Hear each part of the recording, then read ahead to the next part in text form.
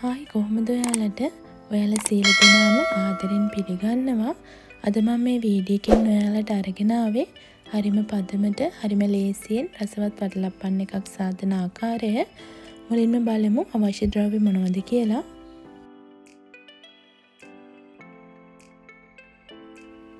මුලින්ම මම මේ වගේ බටර් ගාලා ට්‍රේ එක ලෑස්ති කරගත්තා. දැන් මම හකුරු ටික මේ විදිහට ග්‍රේට් කරගන්නවා.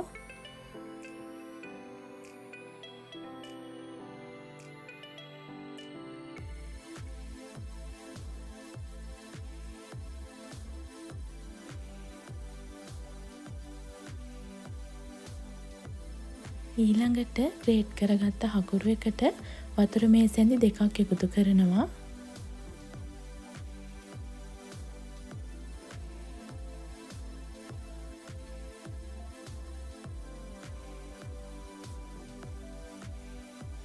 දැන් මේ හකුරු ටික හොඳට දිය කරගමු.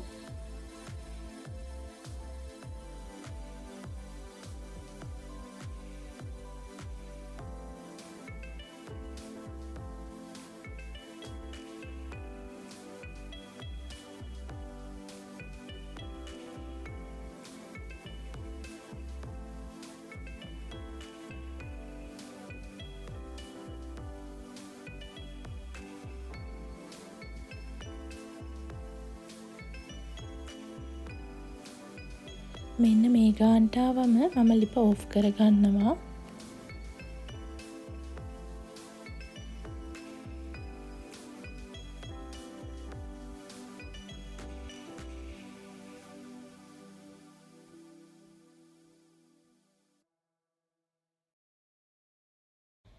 ඊළඟට උපු පොල් කිරි ටිකත් මේකට එකතු කරලා හොඳට පැණි සහ පොල් කිරි ටික කලවම් වෙන්න කලවම් කරගන්නවා.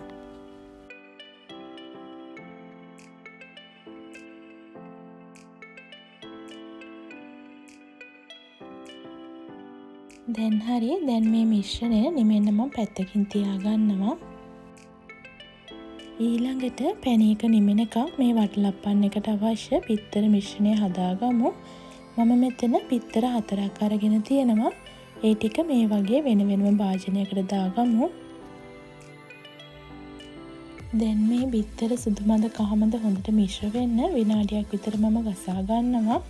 ගොඩක් වෙලා බිත්තර ගසා ගන්න අවශ්‍ය නැහැ. විනාඩියක් විතර ගසා ගත්තම ඇති.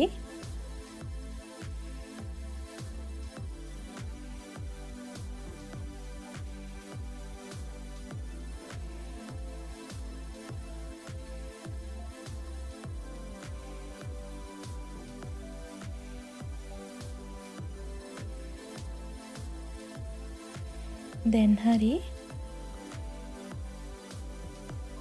මම බිත්තර ගසා ගන්න ගත්ත භාජනය පොඩි නිසා මම ටිකක් ලොකු භාජනයකට මේ මිශ්‍රණය දාගන්නවා. ඊළඟට අපි කලින් හදාගත්ත පැණි එකත් මේ වගේ කලවම් කරන ගමන් මේකට එකතු කරනවා. මේ වෙලාවේදී මේ පැණි එක හොඳට නිමිලා තියෙන්නේ.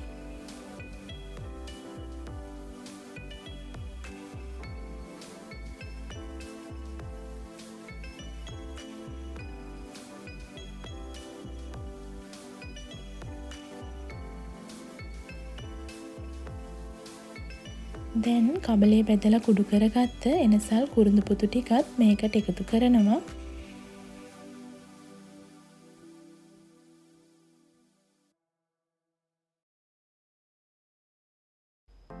ඊළඟට වැනිලා තේ හැන්දක් සහ ලුණු කුඩු මේ වගේ පොඩි ප්‍රමාණයක් එකතු කරනවා. දැන් නැවතත් මම මේ මිශ්‍රණය විනාඩි 3ක් විතර හොඳින් ගසා ගන්නවා.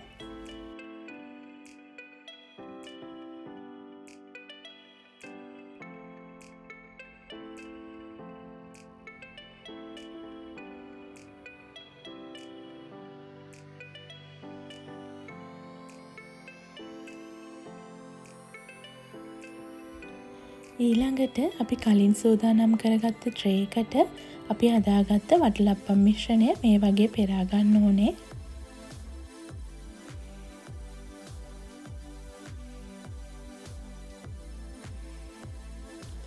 දැන් මේ වගේ ෆොයිල් පේපර් එකක් අරගෙන මේ ට්‍රේ එක හොඳට කවර් කරගන්නවා.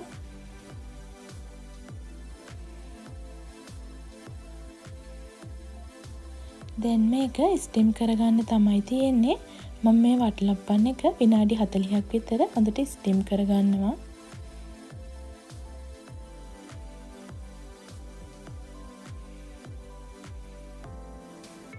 මේ තියෙන්නේ විනාඩි 40කට විතර පස්සේ.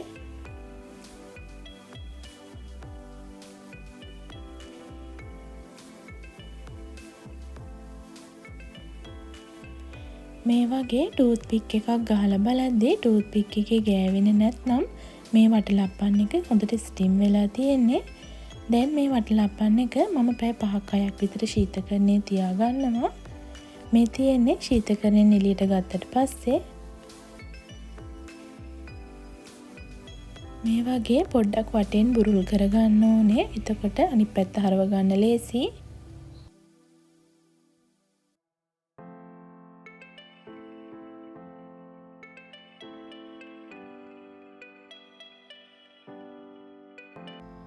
දැන් මේ වටලප්පන් එක අනිත් පැත්ත හරව ගමු.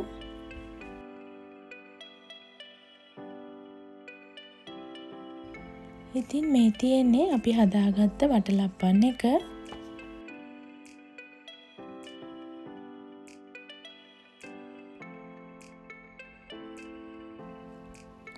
මම දැන් මේ වටලප්පන් එක කෑලි වලට කපා ගන්නවා.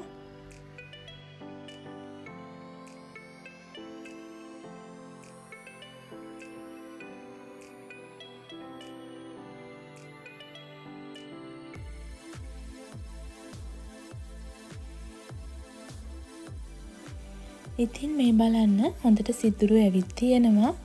ඒ වගේම මේ වටලප්පන් එක මාර්ම රසයි.